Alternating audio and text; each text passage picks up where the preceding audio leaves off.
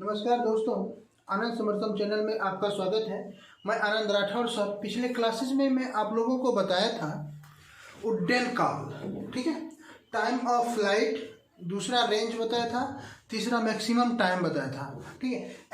H max को बताया था। और आप लोगों को उसके बाद जो सिलेबस की जो क्लासेज होगा वो होगा न्यूटन का गति नियम।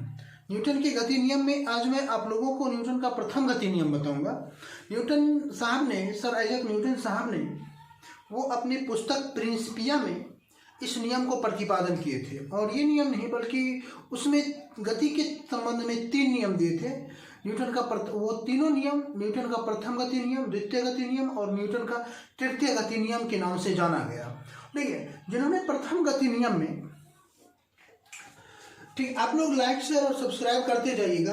ठीक, तो देखिए न्यूटन का प्रथम गति नियम में क्या कहा गया था। उन्होंने कहा थे कि जब कोई वस्तु विराम अवस्था में हो, यहाँ ध्यान दीजिएगा, जब कोई वस्तु विराम अवस्था में हो तो विराम अवस्था में रहेगी।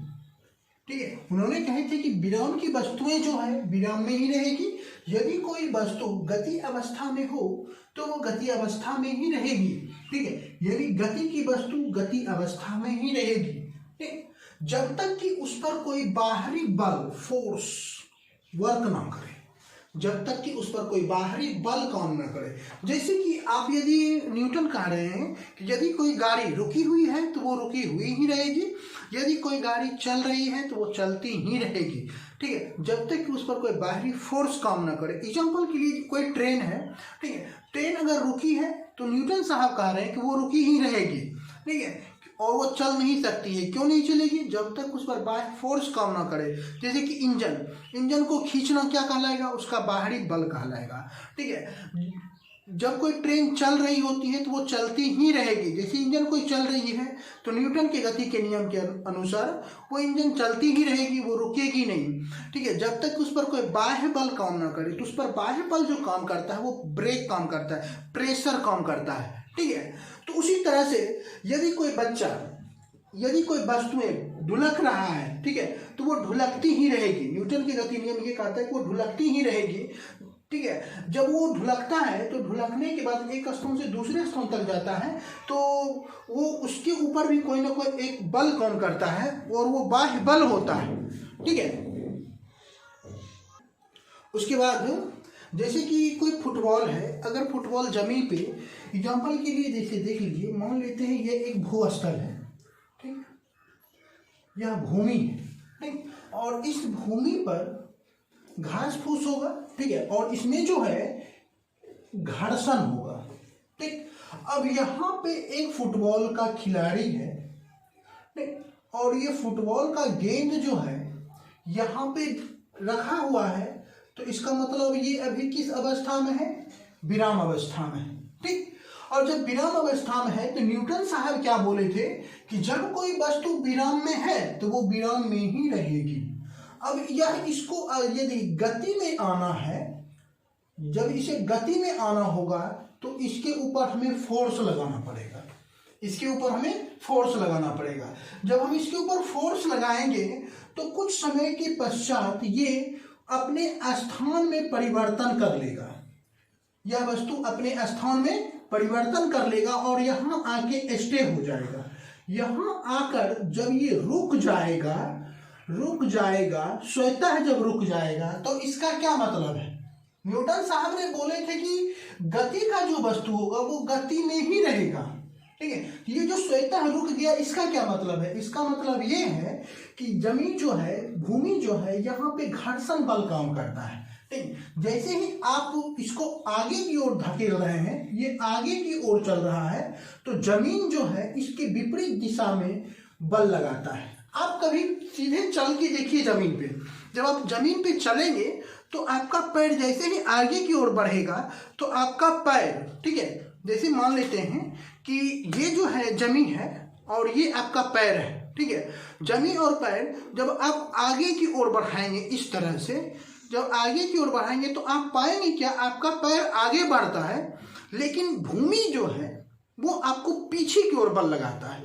दोनों के बीच, जमीन और भूस्तर दोनों के बीच एक बल काम करता है और वो घर्षण बल होता है। न्यूटन साहब भी बोले थे कि विराम की वस्तु विराम में रहेगी लेकिन गति की वस्तु गति में रहेगी, और उसकी अवस्था तब परिवर्तन होगा जब उस पर कोई ना कोई एक प्रकार का बल काम करेगा। ठीक है, तो वही बल जो है बल काम करेगा। तो दूसरा जो है जड़त्व में क्या बोले थे, जड़त्व बोले थे कि विराम की वस्तु विराम में रहेगी और गति की वस्तु गति में रहेगी। इसका मतलब यह होता है कि जड़त्व जो है वो दो प्रकार के होंगे। ठीक है, पहला जो जड़त्व होगा वो होगा विराम का जड़त्व और दूसरा जो जड़त्व होगा वो होगा जड़त्व गति का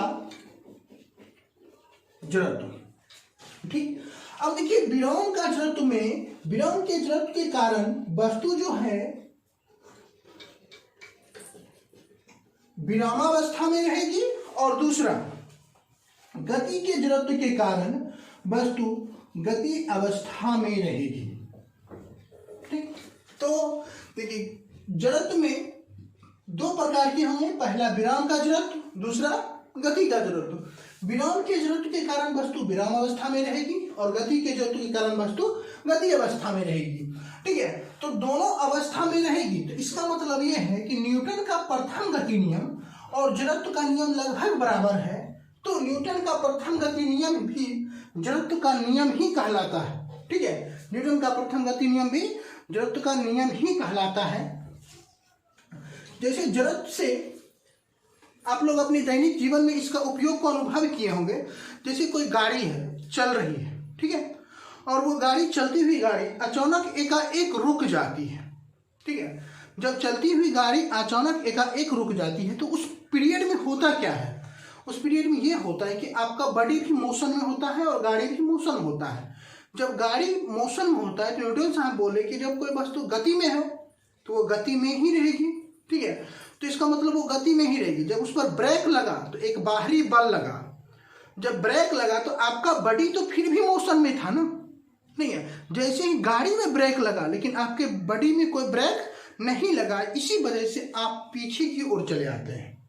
दूसरा उदाहरण आप ये भी देखेंगे कि जब आप गाड़ी में बैठे हैं, किसी ट्रेन में बैठे हैं या बस में बैठे हैं या जिस तरह की भी गाड़ी हो, आप उसमें यदि बैठे हैं तो वो जब एकाएक चलती है तो आप अपने आप को पीछे गिरते हुए महसूस करते हैं। ऐसा क्यों होता है?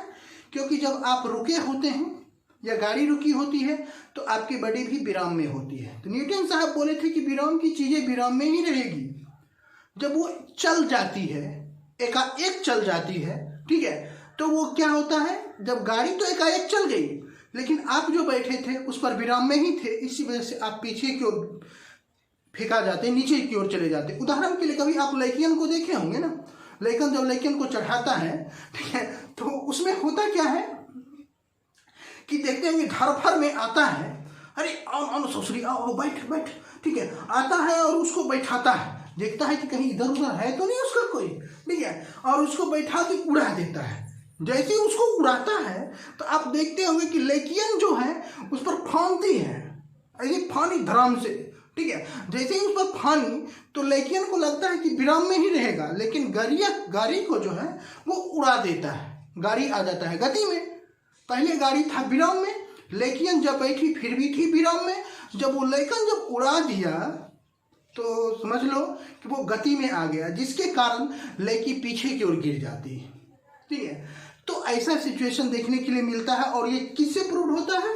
न्यूटन के प्रथम गति नियम से प्रूव होता है। ठीक है, तो न्यूटन का प्रथम गति नियम जो है विराम के गति नियम को प्रदर्शित करता है और न्यूटन का प्रथम गति नियम जड़त्व का नियम भी कहलाता है। ठीक है, तो आप इस चैनल को देख रहे हैं तो चैनल को लाइक, शेयर और सब्सक्राइब कीजिए, अपने अन्य मित्रों में भी फैलाइए, धाएं सब्सक्राइब करते जाइएगा, लाइक शेयर करते जाइएगा, क्योंकि मैं आपको साइंस का संपूर्ण क्लासेस दूंगा। बीपीएससी हो, यूपीएससी हो, एसएस टेट, पीसीएस हो, सभी एग्जाम के लिए बेनिफिशियल होगा। आप चैनल को लाइक, शेयर और ग्रुप में भी सब्सक्राइब कीजिएगा। धन्यवाद।